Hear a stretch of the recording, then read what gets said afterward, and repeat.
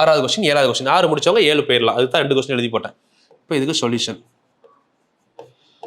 இது வந்து பார்த்தீங்கன்னா கியூப்ல இருக்கு. அப்போ 3வது ஃபார்முலா நமக்கு தெரியும் n × n + 1/2 ஹோல் ஸ்கொயர் இதான் யூஸ் பண்ணுவோம். அப்போ 10 அப்படின்னா 10 × 11/2 ஹோல் ஸ்கொயர் அப்படிங்கிற ஃபார்முலா யூஸ் பண்ணுறோம்.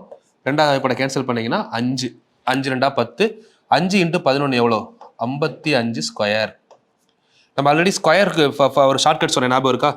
ஒரு நம்பர் 5ல் முடிஞ்சா ஸ்கொயர் பண்ணுறப்போ என்ன பண்ணணும், இந்த மாதிரி அந்த 5க்கு பதிலாக 25 போடணும். முதல் இருக்க நம்பரை அடுத்த நம்பரோட பெருக்கணும். அப்போ 6 5 எவ்வளோ 30. So answer 3025. இந்த மாதிரி ஷார்ட்கட்டுமே நான் அடிக்கடி உள்ள சொல்கிறேன். பட் அது முன்னாடி யூஸ் பண்ணதை கரெக்டாக யூஸ் பண்ணிங்கன்னா இதெல்லாம் நீங்கள் ரொம்ப ஈஸியாக பண்ணிட்டு போயிடலாம். சரிங்களா? இது ஞாபகம் இருக்கா உங்களுக்கு? 5 ஸ்கொயர் சொல்லியிருப்பேன் பாருங்க. இப்போ இதே மாதிரி இப்போ 75 ஸ்கொயர் ஷார்ட்கட்டில் சொல்லியிருக்கேன், ஞாபகம் இருக்கா? 75 ஸ்கொயர்னா லாஸ்ட் நம்பர் 5ல் முடிஞ்சா என்ன பண்ணணும் 25. அதுக்கு முன்னாடி இருக்க நம்பரை அடுத்த நம்பரோட பெருக்கணும். 8 7 56 56 25. இப்போ 95 ஸ்கொயர் அப்படின்னா 25 தான் வரும். 9க்கு அடுத்த நம்பர் 10 அப்போ 90 25. அந்த மாதிரி கொஞ்சம் ஷார்ட்கட்லாம் தெரிஞ்சுக்கிட்டீங்கன்னா இங்கே இந்த இடத்துல யூஸ்ஃபுல்லாக இருந்திருக்கும். இப்போ சரிங்களா? ஸ்பீடாக ஆன்சர் பண்ணிட்டு அடுத்த கொஸ்டின் போயிருக்கலாம்.